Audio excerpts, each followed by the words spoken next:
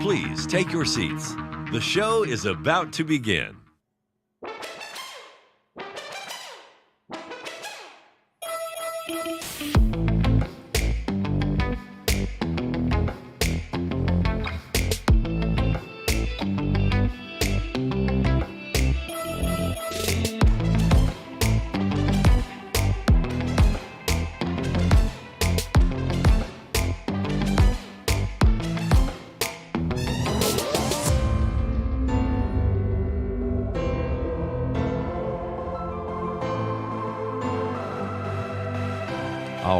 All right. What's up, everybody? Welcome to the first episode of the WIRE.Network Live. We're going to do some community live streams starting now, moving forward. I am joined in the background by CTO Kyle Dolan. What's up, Kyle? And Ken DeCross. We've got a few of the ecosystem partners with us in the background here. And so we will be bouncing all over, talking a little bit about what we're up to here at WIRE, where we're headed in 2023, and some of the tech we've been building.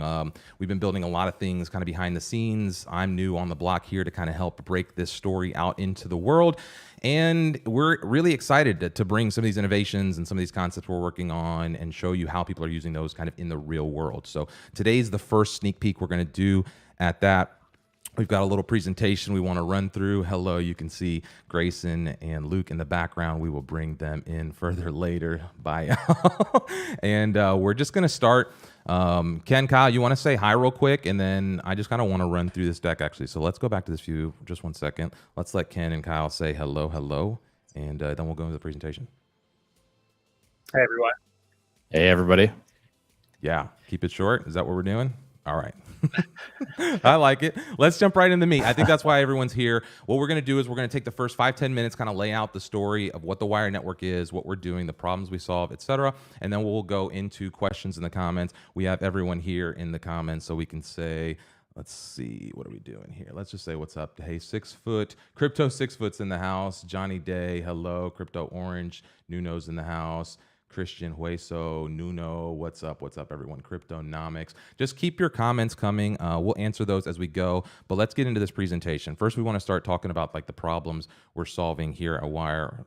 Sorry, the slides are not advancing. Give me 1 second. Let me repop that up. There we go.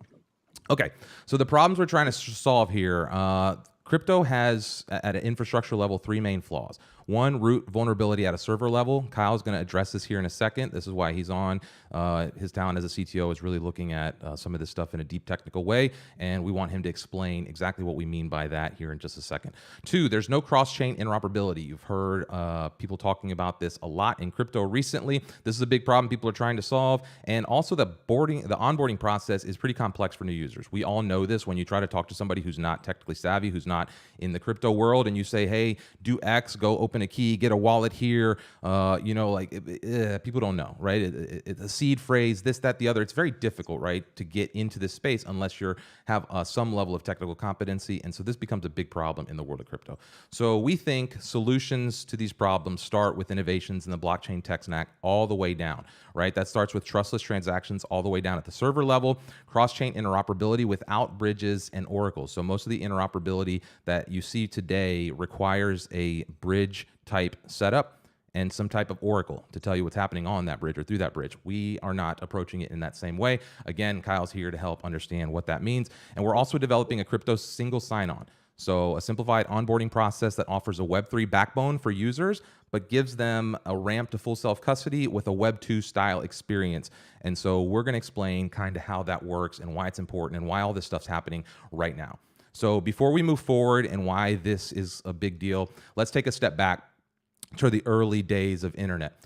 And if most of you probably don't remember, I didn't remember until I started researching this, but in the invention of email, early email was just from machine to machine, right? You could leave a message on a computer and somebody else on that same computer could open that message. It took 10 years for SMTP to kind of find a way to allow these computers to send messages from machine to machine across the network. So that's 11 years. And it wasn't another, almost 10 years till 1990 that we see HTTP, we see these integrated systems, we see Tim Berners-Lee actually put together something called the World Wide Web in a way that allowed these systems to be compatible with each other. And we're in those early stage, right? We're in this 1971 phase of the crypto world. And I think as we go through, it's not going to take 10, 20 years to see this next phase. But we're going to see what's happening right now is people building on top of this architecture that already exists, which is the baseline of what crypto is, to take it to the next level. And that's where we think things get interesting. And so, Kyle, this is where I want to introduce you, because this is a little schematic kind of showing the Web 2 world, the Web 3 world, how it lives right next to the Web 2 world. A lot of people think like this is it's not a replacement, it's an addition to, and so this is like an extra layer of things that are going to happen. And so in the Web 2 world, like we just explained, there were all these protocols, TCP/IP that kind of existed before HTTP brought that all together. And then you have this host layer that kind of does the communication between the software and the servers and the database, et cetera, to send it out into the internet. The client layer is your browser. It's your application layer. It's how you interact with all of this.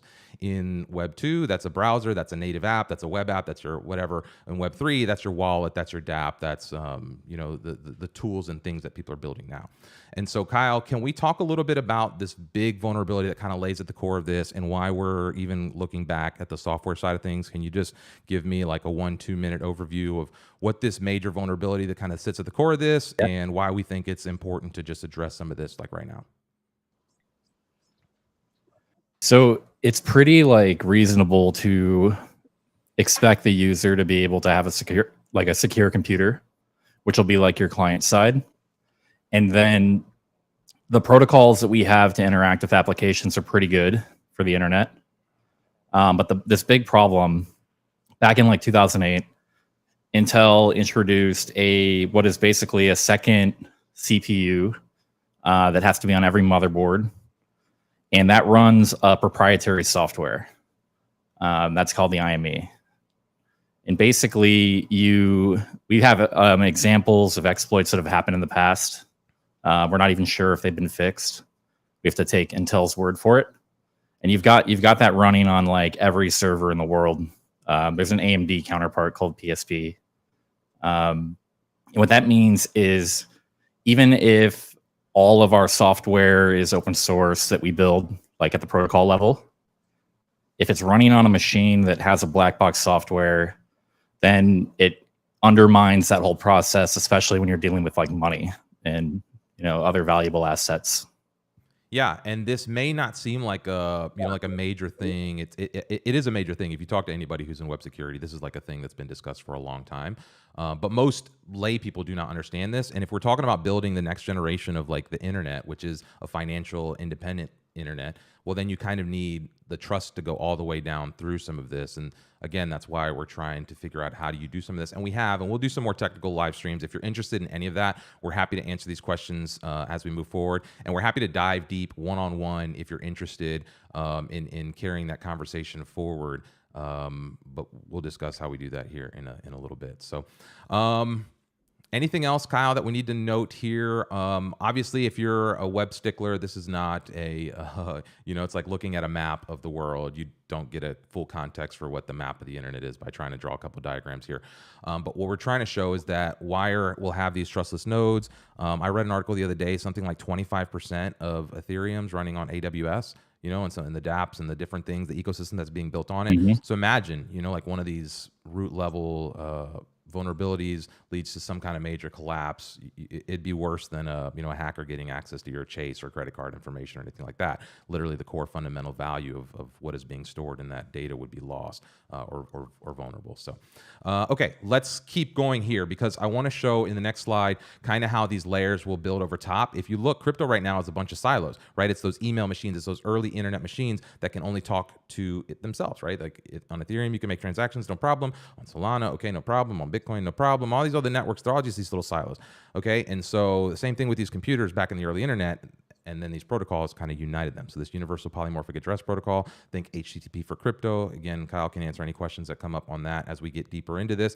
But there's a universal addressing system, and then there's a name service on top of that that allows you to access this protocol, and it basically sets rules for how these chains should transfer data and how they should interact with one another. And it becomes agnostic to whatever happens on these chains because you have then this secure layer of information that can be accessed from a client side, essentially a wallet or a dApp that is trustless all the way through, again, to those final transactions. And we can we're happy. This is what we want to do, is actually start, like, if you're out there thinking, well, how does this work? How does it get deep? It's a little hard to do on a stream. This is where we get excited to have the one-on-one conversations. So please leave your questions in the comments, and we will love to dive into that in detail with you as we go.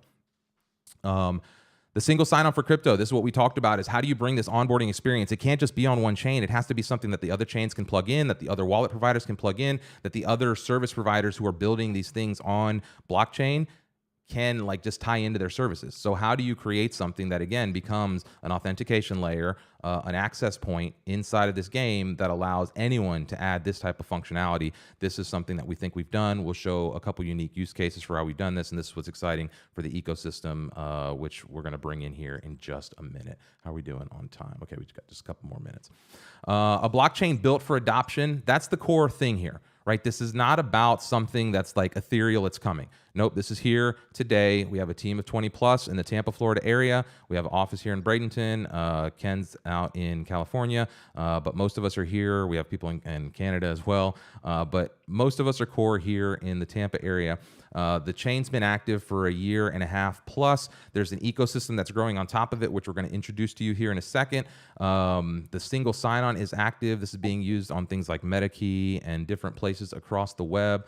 We're working on releasing this UPAP wallet, which will be the first implementation of this protocol on a wallet layer. That's a partnership with Michael Turpin. I think we announced that at PR and Coin Agenda in Puerto Rico. So you saw some of the video of that at the beginning of the show. And then the Trustless hardware stuff we're partnering with. We have some prototypes that we're playing with. There's, this is like the long-term big vision. What we're looking now is really to bring people in to help us decentralize this thing as we grow. And the way that happens is through the tier 1 and tier 2 node sales. These are not like your typical nodes where anyone can just stand these up. And so these kind of allocate resources on the network. This is how people can gain exposure to what's happening on the Wire chain. And there's a couple other ways that you can get involved. We're not going to go deep into that because this is not an investor presentation, but if you're interested, we're happy to go through the investor deck and talk about how you can get involved here. There are only 6 tier 1 nodes available out of the 21. And so that's going to kind of trigger, as you'll see here in the next thing, once we sell those nodes, the token generation event. So what I want to do at this point is now we're going to bring in the rest of the crew here, and we're going to just dive into the ecosystem, because we talked about how this is not something that's just kind of sitting on the shelf. And so this is the time where we can go into comments. This is the time where we can talk a little bit about what's going on. Kyle, Ken, maybe you want to say some words. Actually, Ken, maybe you some thoughts about like bringing this thing to life and finally being at a point where we're publicly doing this presentation. We've been doing this privately for a little while. We've been talking to people all around the edges. What say you kind of as we're here showing this to the world? Yeah, for sure. Yeah, just to kind of recap the slide there and kind of bringing it full circle into these ecosystem plays, we had to solve problems in many verticals. What Raymar said in the beginning is, the beginning of email, there was a 10-year period before the computers were able to talk to each other. That 10 years has, in my opinion, in crypto has already happened. That was 2008 until 2018. We're already in that next phase where we need to catch up and start building these products and having them connect, and having these blockchains connect, and bringing not just the users together, but all of the liquidity as well. Everything's siloed, and so the way that you do that is you have to get everybody in a standardization. Like, everyone needs to be able to sign on and register and have access to everything. Everyone needs a wallet that has everything already in it. And then you have to have an interoperability protocol that lets all assets, like the NFTs, the currencies themselves, and just all the data, having all of them able to talk to each other and not have any friction. And so we have the single sign-on, and that registration process is the big first step, which is essentially username, email, password, what everyone's comfortable with in Web 2. We needed to bring that to Web 3, and then just have all the technical and all of the hurdles just pushed into the background, and having them done, without the user having to understand that that's even happening. Like, you don't understand how Venmo works. No one understands how your email works. You just jump on and start using it. That's where crypto blockchain needed to be. And so that was the system that we had to create. Yeah, I think the we're at that. interoperability. I think we're at that Go ahead. phase where crypto just needs to disappear. For it to become mainstream, like people just need to stop talking about crypto. Like nobody, when they log into a website, is like, "Oh, this thing's built with JavaScript and or PHP and this back, SQL back database or whatever." Like nobody ever talks about the stack of a website when they go to it. When they go to Facebook, like nobody cares. When they go to Venmo, like you said, like I just want to log in. I want to take money from one place and send it to another place. I don't care how they connect, to Chase or to Wells Fargo or whatever bank they're using, because they have a siloed system. They just connect through a service. Okay, they bring the money over to my thing and I can use that money over there. I don't care as a user. And I think crypto is like really close to reaching a phase where they might be able to do that. What's interesting to me, and what I'll be interested to kind of get into the conversation here after we get through this deck, is like, there's like some real consumer sentiment concerns. There's some real big controversy with the recent Sam Bankman-Fried and the FTX scandal and like all these different bridge scams. I was reading there's billions of dollars of bridge attacks, and there's all these things. So there's a lot of hesitation here, right? So it's like we in our little crypto game bubble are like, everything's amazing, this is going to be the future, and the rest of the world's like, oh, that shit's a scam a little bit. I just saw lots of people lose their money. So there's this weird like oil and water moment happening, I think. And I'm sure this happened in the early .com days, and I'm sure it happened in the early internet days, where there's just like this changing of a tide, and there's people who understand and the people who don't. I'll be interested to kind of dive into how we navigate that as we go here. But before we do, let's bring in like Grayson and Luke a little bit as we talk. Just kind of some of the stuff we've done here, and we can share this deck. I don't think we need to dive in here. Basically, this is just showing we've done a lot of things. Things are already in place. We've got an NFT marketplace. There's an NFT camera. There's the Web3 powered single sign-on. We've done live tours where people have had to log in with NFTs. We launched MegaMask with Michael Turpin in Puerto Rico. Metacademy launched with our single sign-on as their back end with a Web2 style single sign-on. So we're just kind of getting started here. So I think we've got a strong team here. We can talk about the team and the board of advisors, but let's get into the ecosystem here. Let's talk Grayson and Luke. Like what say you as you see this stuff evolving and kind of getting excited to, I know Grayson, you're getting ready to launch your game and kind of doing some innovations in how games are kind of done on blockchain. And Luke, you guys just launched your little Create ecosystem. You guys are doing a lot of stuff over there at Mandox. Let's send it to you first real quick. We'll come to Grayson second. Luke, what do you see kind of in the space? You guys are kind of in the heart of this community right now. I see a bunch of people shouting your name here in the chat. You're getting a lot of fandom. What's up? We got the Create folks in the house. Hello. So yeah, what do you say here? Oh, hang on. You know what? I got to unmute these guys. Okay, now they can talk. There you go.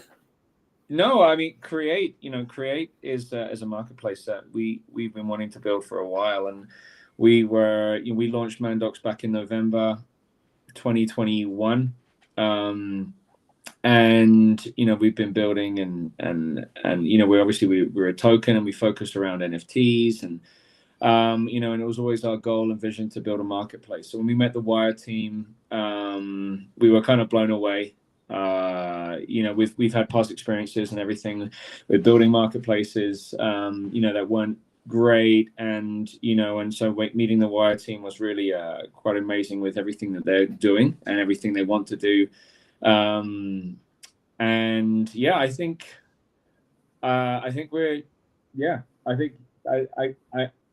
what did you mean with the question? As just give me like what do you see? Why you guys have success outside of whatever blockchain, whatever we're doing here, right? You guys are doing a lot of stuff in the space. Why does this catch your eye? I saw somebody just say something here about the board, but why does this catch your interest? Why are you excited to be partnering here? Okay, that helps a lot. I think that for example, I just went to London NFT. We're in NFT London. We got to speak on Create. We got to talk a little bit about WIRE and what you guys are doing. And I think what got us most excited is, I think there is a real disconnect. Now, I live in Guatemala, and I do believe that Web3 is something that will radically change the third world. I think it offers opportunities that are huge, for example, with young people coming into the space, and decentralization and offering those opportunities. And And I think when we went Wire, the thing that really stood out to us is that you guys are doing something to actually break down those barriers where it's easy for people to come in. It's easy for people. Like, for example, one thing about Create that we're excited about is that it's not too taboo. When you talk about crypto to a lot of people, it is the same conversation, and it gets annoying. And I think we have to do everything we can to make it as simple as possible, where it's not an issue, where it's not having to do a million things for people to get into crypto or to understand it. It needs to, for us, we always talk about mainstream. And I think it was quite funny being in London NFT, because everyone was talking about, we got to go mainstream, but nobody really had an answer. That was one of the things I noticed. And the things that we were talking about when people came to our table, and we were talking more about Wire, because honestly, it's because of what you guys are doing that Create is able to, we can come out and say, hey, Create is actually offering this. One of the things that I noticed is that people had a very difficult time believing what we were saying. They didn't quite it was almost like it's too simple. And I think that's what we're about. That's what we've always wanted to do. How are we going to get people involved? And what you guys are doing offers that. With Create, I work with a lot of kids. I work with a lot of young people, a lot of artists that, in the natural kind of, look, maybe wouldn't necessarily have a future in art or anything, especially in Guatemala. It's not something that people would do, when it comes to NFTs or musicians. That's another huge area. But getting into crypto is extremely simple. And the thing is, it's not just about them creating, it's about them just getting to know crypto in general. And I think one thing that you guys have done, which is staggering, is people can literally come into this, could get on Create or whatever, and it wouldn't cost them a cent. It wouldn't cost them anything. When I first got into NFTs, I was paying a lot of money. Yeah, just to create. I think that's the hard part too, is like sending assets from chain to chain. I tried to buy 500 US dollars in ETH the other day, and it was like a $30 transaction fee on the service I was trying to use. Like, oh, that seems expensive. And so I'm like over here calling Kyle, like, hey, what's the best way, And I think these are like the hurdles that people are going to come into. Grayson, I want to go to you with the game side of things, because, like, these games are evolving too. And okay, some people on the web might be interested in like what the website stack is, but nobody on the game side gives a shit, right? Is it PlayStation? Yeah. Is it Xbox? Is it PC? And like, they just have the console and they're playing the game. Like, they literally don't care about the tech that goes into making the 3D environment or where they modeled the things or so in your world, it's even more important that there's like this seamless experience. And so talk a little bit about what gets you excited as you're coming into the game world, thinking about how do you, optimize here and how do you bring blockchain to some game assets, some game states.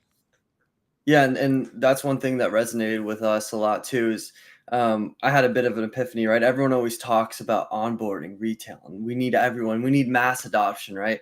Everyone loves to talk about mass adoption, but kind of just to touch on what Luke, you just said, mass adoption it doesn't really look like anything. It's just seamless integration with the general public, right? We just have to make it easy for them to be able to use our products because, Raymar, like you said before, nobody really needs to know the stack that's going on behind the product, behind the software. So, a big thing with DragonSpawn that we're focusing on is, I coined it as a Web 2.5, right? I think we need to get away from the whole Web 3 because it's kind of been a little bit of a turnoff to retail and the general public. So, one of the main goals at DragonSpawn is to just go ahead and create a UI experience for the player, the users. They don't even know that it's crypto on the back end or blockchain on the back end for that. So the kind of angle that I'm attacking this problem with is a mini game centric ecosystem where, I'm just focusing on making fun games. And that's all that matters, right? We're starting off one game at a time. And that's, as a gamer, a huge gamer myself, like when I play a game, I just want to make sure it's fun. Right now, I feel like a lot of play to earn or crypto games are focused on, doing an NFT sale and then making promises that, 2 years down the road, we're going to have this game built. I feel like I've done the exact opposite in focusing on with the Wire team, build the game first, make sure that the product is fun. And then, everything else will come, right? Because you're essentially just setting yourself up for failure by going the other way around and saying, hey, we're going to be doing this. Oh, but it's coming in a year and a half. And then you put everyone on ice. You know what I mean? So I think it's just important. The way Dragon Spawn is developing is with that Web 2.5 feel, to where the players won't even realize that it's blockchain on the back end, and they're just going to sign in with a simple username and password. But then it's actually creating a Wire account, right? So this is going to help grow Wire's base a lot. And then, other gaming studios and other companies are going to be able to use the same thing. And not to mention Wire's high TPS, right?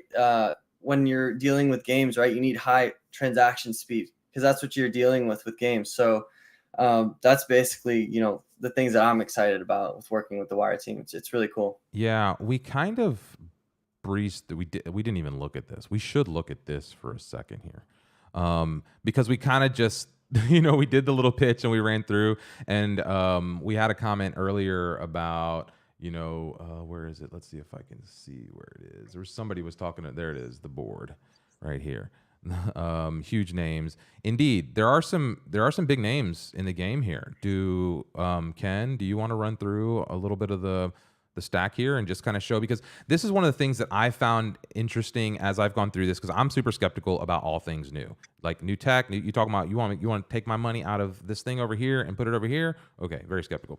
But I've also been consulting around the crypto space for a long time, and so it's interesting to me that as we get into this game and I see people kind of like get skeptical, and then the guard comes down, and people are like, well, how do you do that? And then they sit down with Kyle for a couple hours, and they're like, oh, okay, that sounds really interesting. And so I see these things happen over and over and over. So it's hard to kind of digest in this setting how, like to deliver all the goods in like, a 20-minute live stream, an hour-long live stream, whatever it is. So I don't know, Ken, do you want to talk a little bit about just the board, the advisors, the path to get here up to this point? Yeah, we've been very fortunate to have a nice network that could introduce us to a few of these big names, and then fortunate again that they gave us time and that they could understand, what we were building and what the ramifications were. So obviously we have Enzo from Alpha Sigma Capital. He's been on board since day one. But also, recently the newest one is Michael Turpin. He's top 5. He's ranked top 5 in blockchain advisors, and he was ranked one of the top 100 in all of blockchain. For him to understand, where we're trying to take a universal wallet and the ramifications of that, he was completely on board. So some of these people are advisors, some of them are investors, some of them are investors and advisors. We have David Ham, the former head of blockchain at Samsung. He's still in Korea right now, and we're working with him to get into the Asian market. We have Ben Keekle, the legal counsel of Coinbase. Tamim Musawi, he's in Bahrain, the general manager of Binance. Jeff Tucker is the creative director of animation at DreamWorks. He has a multi-million-dollar NFT portfolio. I think he owns 5 Bored Apes, maybe more. I don't know. He keeps buying them. But he understands the NFT market like better than anybody. We have Mateen Sudagar, Matty.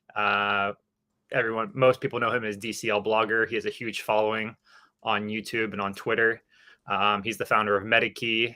So that's where we work with him with MetaCademy to produce the EdTech platform for him. Ken Cron is on the board of Animoca, the founder of Cool Cats, and he ran Midway Games back in the 90s. So like NBA Jam, NFL Blitz, those type of games. And the list just goes on and on, but we've brought these people on because they understand,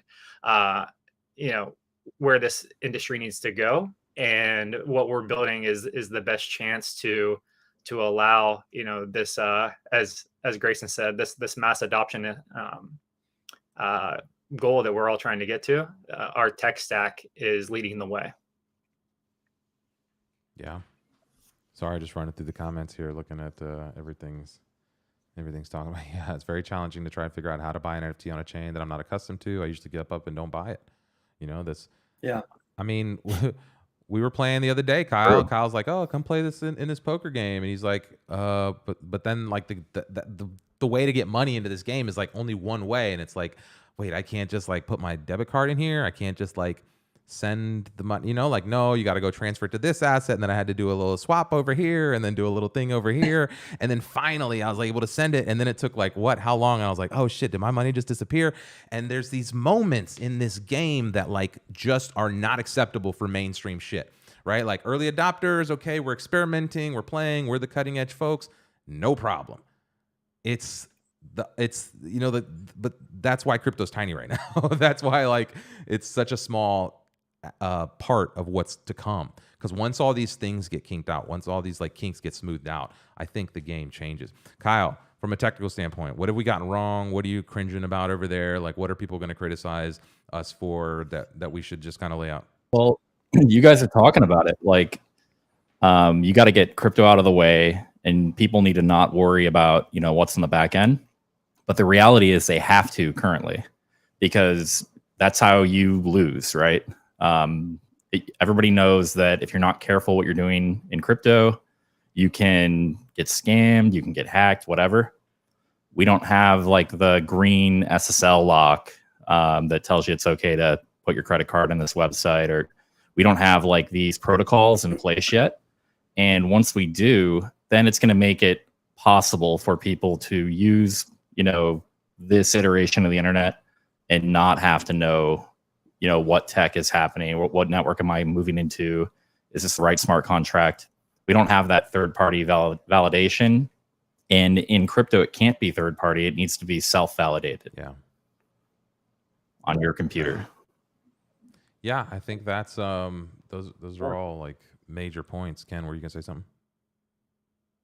Or who did I cut off? Yeah, I was just gonna say that if you have to talk about crypto, that's your crutch. That's the reason that everyone like brings up what it's built on, is because it's kind of like this red flag that, hey, you're gonna have to deal with some shit that you probably don't have to deal with, in a Web 2 environment. So beware. Yeah. Sorry, good. Once that goes away, what is the real reason to say that it's on blockchain? There really isn't. You just say, here's my great game, as Grayson's doing. Here's my great game. Here's how fun it is. And then people will figure out, oh, I like these assets. I can buy, I can sell, I can trade them. Oh, because it's on blockchain. Oh, cool. Like that should be the flow of the thought process. Yeah. And just to add on to that, I don't know if you guys realize, but my girlfriend, she drinks Starbucks probably 5 times a week. But the Starbucks rewards program is blockchain based. And I mean, she's using that every single time she goes to Starbucks, and she doesn't even realize it. And I was like, that's what mass adoption looks like. And that really hit me probably 2 months ago. And I was like, wow, she's using it, but she has no idea. That's how it should be. So it's pretty cool. There is something I want to say about Mandox as well. So with our blockchain, with our NFT smart contracts, with everything that we've built, to go into places like Guatemala and be able to get them into blockchain and crypto, because what we do is brings everything down to not only a easy to use application, but also with free transactions on the NFT side. You're able to get people into this system and give them opportunity. I mean, for us, like imagine you're creating an NFT in the US and you're trying to sell it for, $1 or $5. You're gonna have to sell, so many of them to get to like an average salary in the US. But you go to developing countries and someone who is an artist but never had access, and now they do have access to the world, and they can create an NFT and it's $1 or $5, and they're able to sell a couple of those. Like it changes their life. And so, Luke, if you want to talk about just the opportunity or what you've seen so far, I think that'd be powerful. Yeah, we're seeing it change. So I'll give an example. So 18 years ago, my family and I moved from the UK and came to Guatemala, and we didn't know where we were going.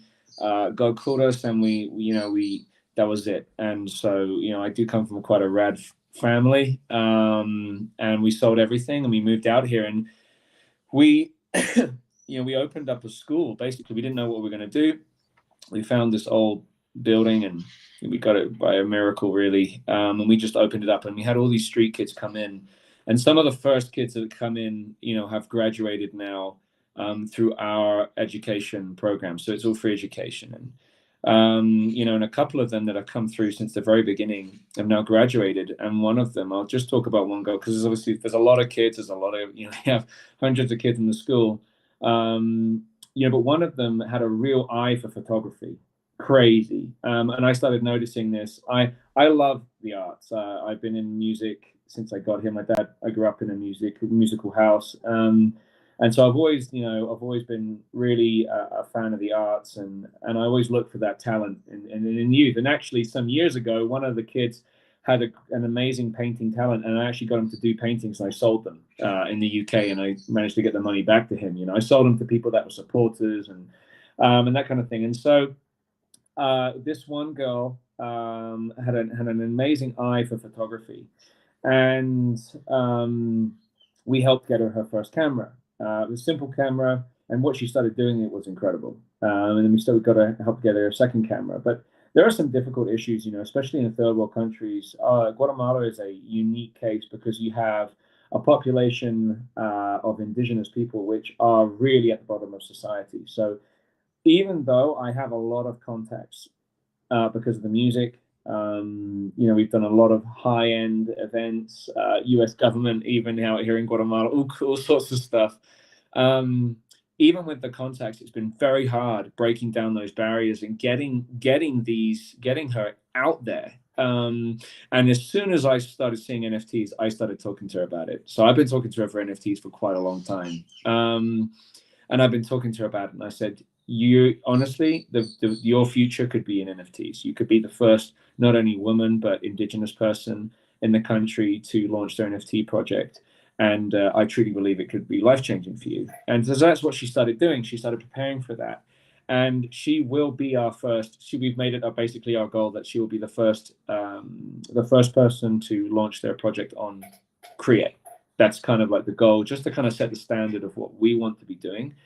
But the opportunities that this provides, it's very hard to put into words because it really is life-changing. And just like what you said there, Ken, $5 might not be a lot out in the States. It might not be a lot anywhere else, but like something like that is probably a day's wage for somebody working 12 hours in the field. And so, everything is context. And so when I said to her, you could honestly sell your NFTs, go out there and put your art out there. And build a following, build a community that really takes interest in your art, because she takes pictures of her own people. She takes pictures of my own people. That's what she does.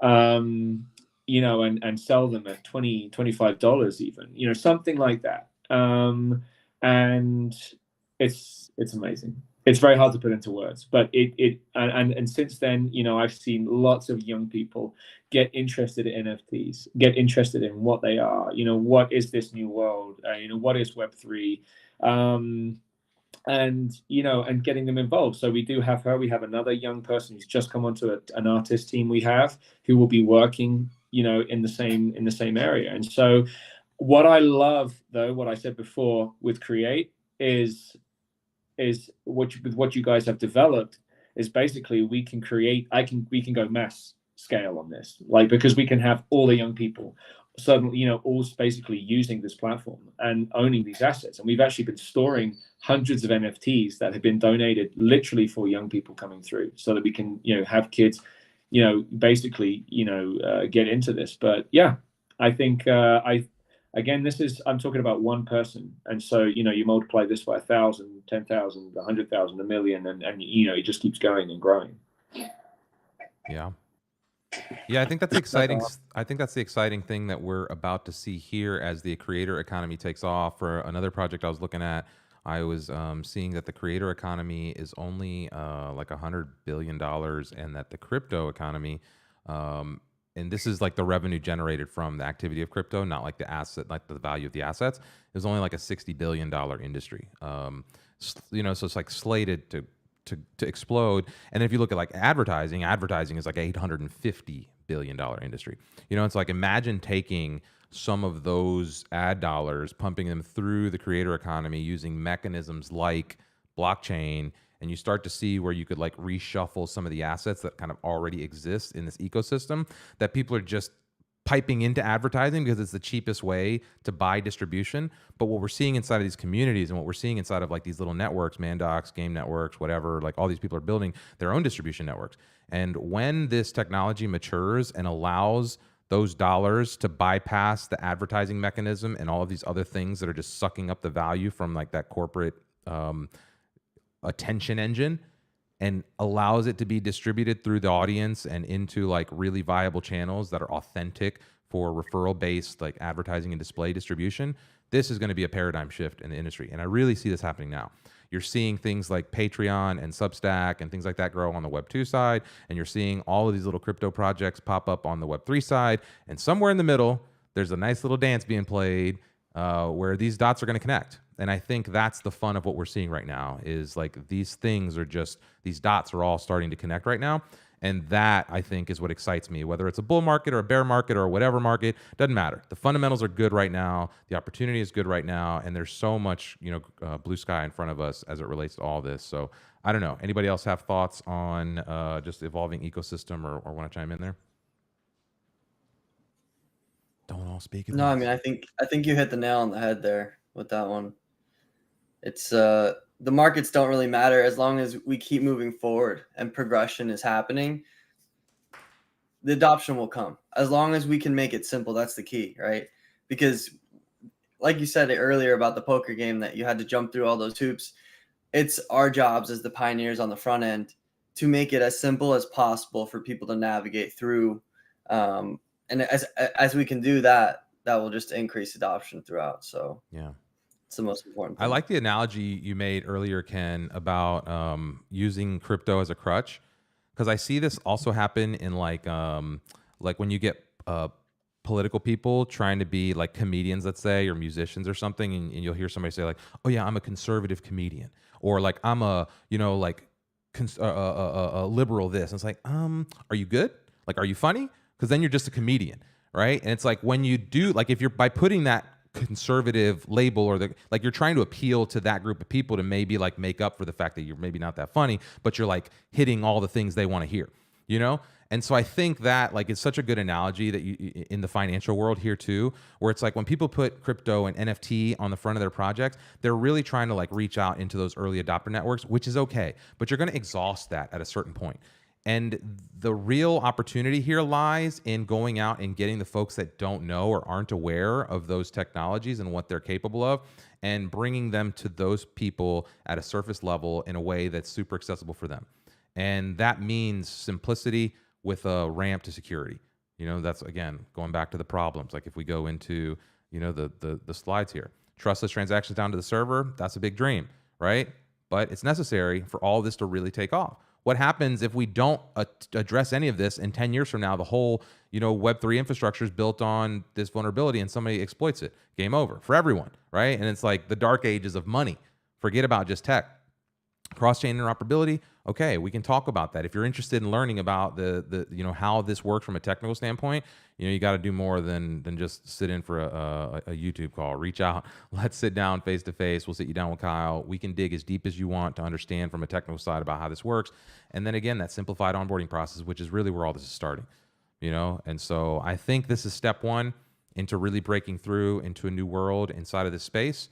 And I don't know, it's exciting to see this all kind of happening now. Raymar, Kyle talked about that in the beginning, but I'll give you a real world question that everyone can answer for themselves. If you are building a DEX, a decentralized exchange, and you're building it on AWS, is it truly a decentralized exchange if they can just shut you off, Yeah. or if they can access your information? Is it really a DEX at that point? Or are you a pocket of decentralization sitting on centralized hardware and software? And that's not even a hard question to ask, because we saw what happened in a number of instances, right? We've seen platforms kicked off AWS in the last year. We've seen banks shut down the truckers and money. You've seen all these like centralized places that just, out of the nowhere, now they have control over you. You're even starting to see some of these credit card companies log what type of transactions, and they're looking at the type of things people are buying, and you can't buy certain things now. I think there's certain banks now that will flag you if you're buying a firearm. And it's like, so all of these things at some point or another are going to come at the whim. We just saw this, the Twitter files, they're revealing how the Twitter is like manipulating the conversation. And so don't think that these systems will ever be built on some kind of like altruistic necessity, So I think that's the fun of it. Kyle always jokes about me that I've been in crypto longer than I knew it, because he hears me talk a lot of times. He's like, "Man, you've been crypto from day one." So it's funny to kind of actually be in the space here. Helping bring some of this to life. So, Kyle, any thoughts? Oh, sorry. I mean, with as much as like tech has, become a part of everybody's life, you really need to be able to trust your, software and your hardware. And I mean, over the last 10 years, especially, we've gotten really far away from that. There's so many crazy ways that companies are monetizing everybody in the world, and no one's aware of it, or most people aren't. And I mean, like all of these products that we're building, from Mandox, DragonSpawn, even Wire itself, they have to be standalone, valuable services. Wire will be the first cloud provider, essentially, built fully on hardware and software. You can independently validate that it's doing what it's supposed to be doing. And that's on its own, it's a really important mission. Mm-hmm. Yeah, I would love to hear Kyle talk more about the technical stuff, because whenever I hear Kyle talk, I'm like, oh wow, like this is really what the future of blockchain is going to look like. But I feel like I'm not technical enough to be asking those types of questions. But I mean, I don't know if we want to dive into like the depths of like the power and inventory and Wire. But I'll leave that up to you guys. Probably not today, but yes. One of the things, especially coming out of the moment we had in Puerto Rico where Ken was on stage, Anthony from, asked a couple questions, got a little contentious, and people were like, this seems like magic. And, none of us were witty enough in the moment to, drop the line like any sufficiently advanced technology is indistinguishable from magic, so like, but that's kind of what it is. And then Kyle sat down with a couple like really technical folks for hours after that and just dove into the weeds, and they walked up thinking like, okay, there's some real innovation here. And it's hard. Like, again, it's hard to do that in a 5-minute like stage presentation at a pitch competition. It's hard to do that even in an hour-long live stream. So I think part of what we want to do with these live streams is maybe invite other technical folks. Like if you're out there and you're like, this is bullshit, you can't do that, this is no way this could happen, blah blah, like whatever it is, like come on, if you're skeptical about this, me too, let's go. I'll moderate a conversation, we'll put Kyle up on the table, and we'll just dig in. And I promise you that as you do that, the more you do that, you're gonna be like, oh shit, okay, this guy, okay, and it's happened a lot, right? So I'm officially on the team as of the beginning of December, but I spent the last 3 months before that kind of like sitting in on calls and different things, and really getting to know the team, sitting in on investor presentations, sitting in with like just all facets of the company, just to kind of understand. And those types of conversations have happened a lot along the way. And it's the reason why I'm willing to kind of suspend some of my skepticism, is because really technical people keep like asking questions, and we keep just solving those, like we keep answering the questions in ways that they're like, huh, okay. And it's not just, huh, okay, it's like, huh, okay, here's a check, right? And so those are big things too. So I don't know where we take it from here. I think we're right at about 50 minutes. Any good questions coming in from the crowd? Anybody see anything in the comments? Yeah, we could open it up to the chat, see what they want to know. Yeah, and I think in future conversations, like we have the capacity to bring in like live audience. So this is like our version of Twitter Spaces. We're gonna actually at some point probably be simulcasting these 2 Twitter Spaces. So we'll bring in a secondary audience, but also we think contextually it's fun to have some visuals and to be able to go into a shot like this and break out into the web. Like this doesn't have to be this wire. This could be anything, so we could like bring in news articles, we can go zoom in and actually like talk about different things. And this is where this will get fun, because we can bring in anyone from the crowd. Like there's a link we can share where literally I think we can have up to 20, 30 people just kind of hanging out. And just like you would in a Twitter space, we could have a bunch of people come in, live conversations, live discussions. We can highlight if you want to present, if you want to share. So we're just going to keep experimenting with this type of content. And I think this is a, it'll be a fun way to just kind of take our storytelling to the next level. I have something to say. I see a question coming in the chat, but the first thing that I want to say is we have a lot of people in the Wire community and Mandox in the live chat, and I just want to say what a great job, and I hope you guys can see why we brought Raimar on as our CMO. He is an invaluable asset, and this is our first real coming out party with all of us. And I just want to say thank you, Raimar. You're doing a great job, and I can't wait to see, what happens, as you get full scale in what we're trying to do into our roadmap. I think it's going to be fantastic, and I think everyone can agree with that. John Day asked, what the plan for the Wire token? Well, that gets a little bit into the technicalities, into the node sale, into the nodes of the blockchain. But I will give you a high level, and that is Wire is going to be used just like on a base level, just like you would on Ethereum for gas fee. Like when you interact with the blockchain with an application, Wire is going to be used as the gas fee, albeit a lot less than what you're used to with Ethereum. It will have a gas fee. Now, another of the big utilities of the Wire token is the node sale that we're doing right now is just generation 1. So it is our network starts out in a smaller capacity. And then as we get users and interactions and transactions, and you get to a saturation level for that network capacity, we have a expansion of the network. And that next generation of the node sale is going to be exclusively purchased in Wire. So if you want to own the network, and operate the network in the bigger part in the next generation, then you're going to need Wire token to purchase those nodes. So that's a big utility that'll be coming down the line that you're going to need a lot of Wire for. Kyle, anything else you want to add to that?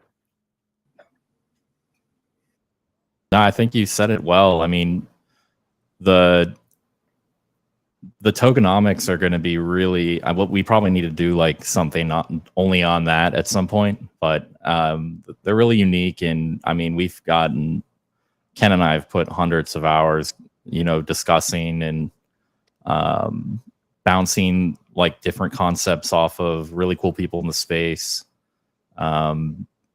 I think it's going to be really interesting, especially with like network expansion and the way that there's no manipulation of the token from a network standpoint. Like we've seen almost kind of like where Ethereum is burning lots of ETH, or they're releasing new improvement proposals that could adversely affect one group of supporters like miners or another group. And then a lot of like what you see with how miners are extracting value and how bigger and bigger centralized organizations are able to be a part of that process.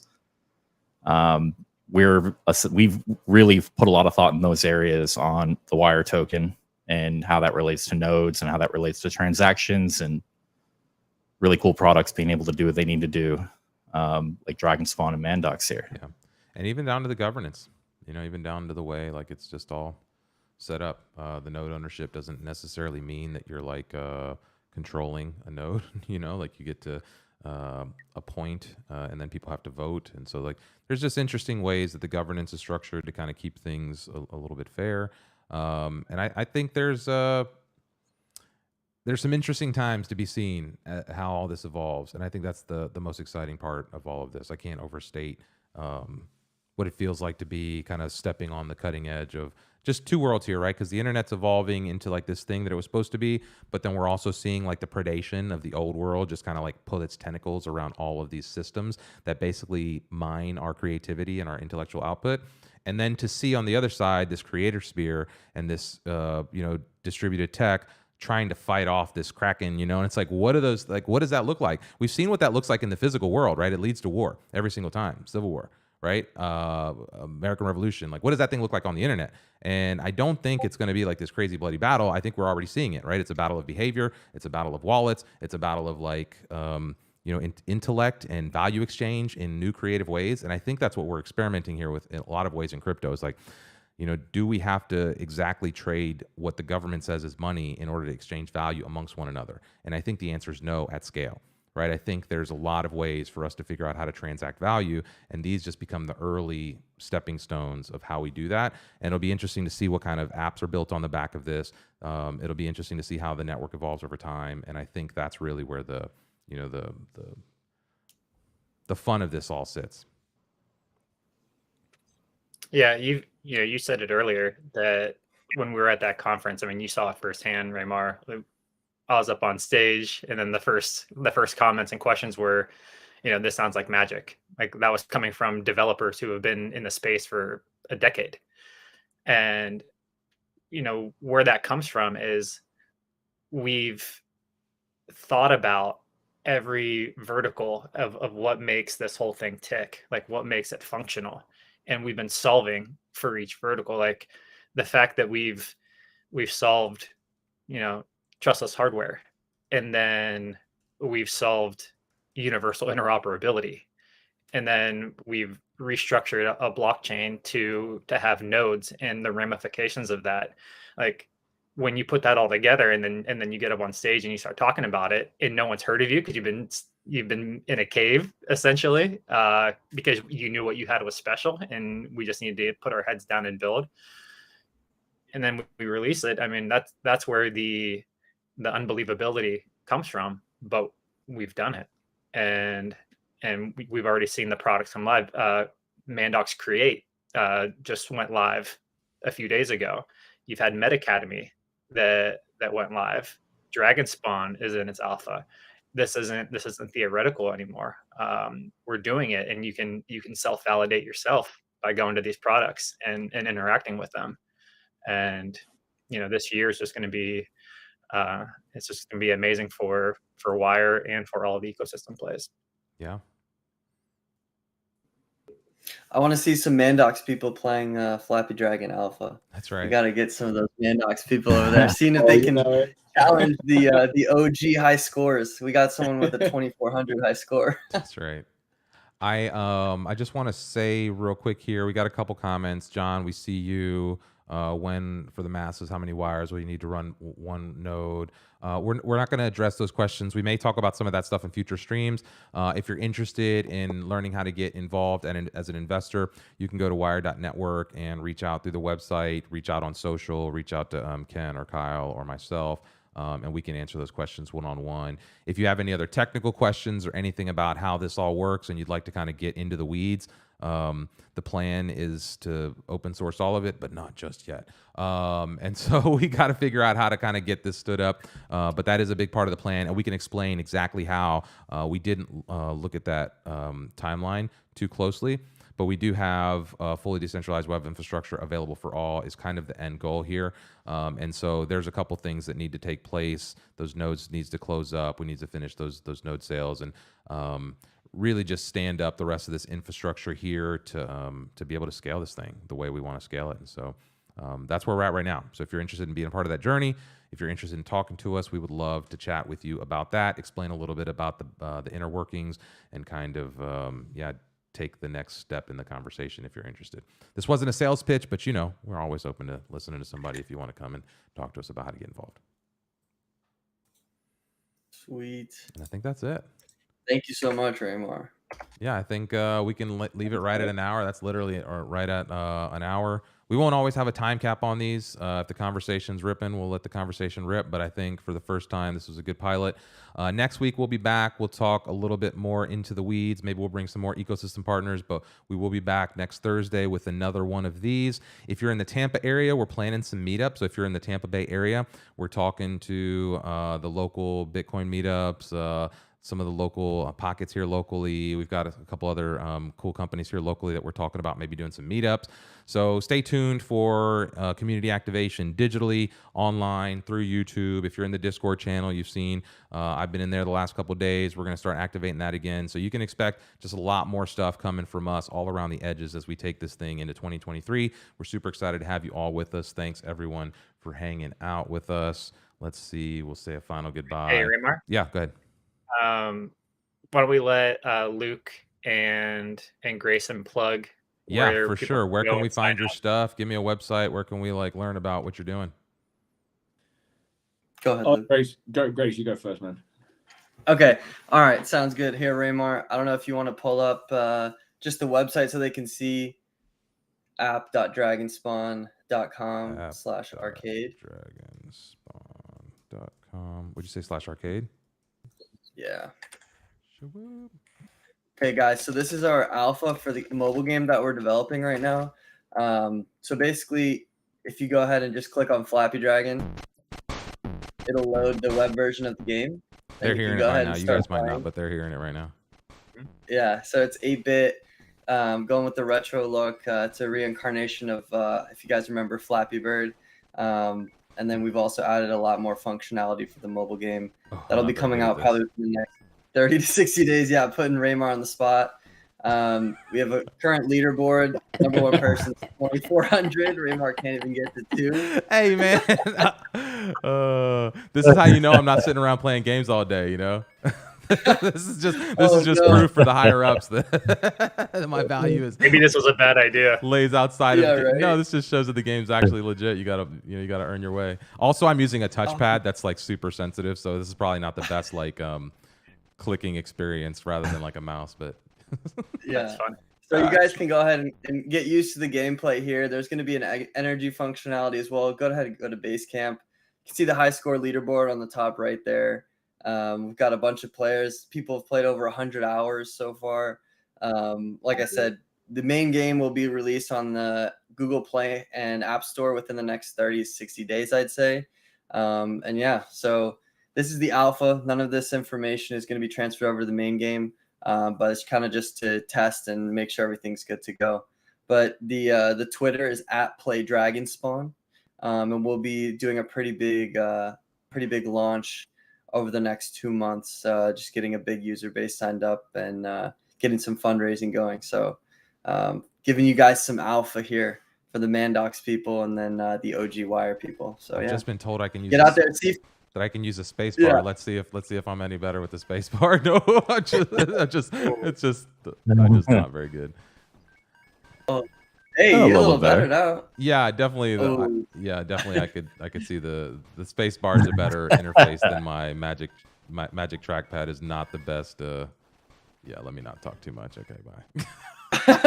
Yeah. All right, Luke, where can we go? What's your website here? Where can we jump in? If you go mandoxglobal.com, basically that's kind of the central hub. You can find out everything about our ecosystem there. You'll be able to find our NFTs, everything, but yeah, I mean, those are our 5 collections. And we have 5 more to go. So basically we're about to start launching our comic. I'm working with an artist out here, a comic artist. And these are all our collections. So they're all tied into the same story. And we're pretty excited about the comic side because it'll be the first comic we've done. And this is our DAO. So everything is there. So we obviously have Mandox, and then we have our DAO, which is called Banana Club, which is based off an NFT trait. And obviously, if you do have our NFTs, they're all stakeable. So that's called Mandox Farm. This is the team. There's all our ugly mutts right there. And, our ambassadors. Yeah, and everything that we're about, the missions side and everything that we've, supported, we have donated a lot to everything going on out here. Crazy, since everything happened with Ukraine and all the news and then the market, it affected charities. It affected a lot of, not outside of Web3, real life organizations and charities like us, and Mandox and the community and the NFTs and everything. We're able to basically keep the school going. So it's been a crazy year. But huge shout out to all the Mandox fam here, and yeah, if you want more info, go check us out, mandoxglobal.com. But yeah, thanks guys very much. Did an amazing job. This was a really fun YouTube space, Twitter space where you can see our faces. it was great. I love it. Raymar, pull up mandoxcreate.io. You can sign up through there. Nice. You can pre-register. Yep. So exciting. Be sure. Oh, look at this. Okay. I will not be giving you my password on stream. I had an article queued up about this Bitcoin dev in case we ran out of time that got hacked, and I'm wondering, oh, let me just pull up my seed phrase right here on the on screen. Oh, okay. Nice. All right. Well, stay tuned. This will be primary channel YouTube and Twitter. If you're not following Wire on Twitter, we've got the Wire. We've been pretty quiet.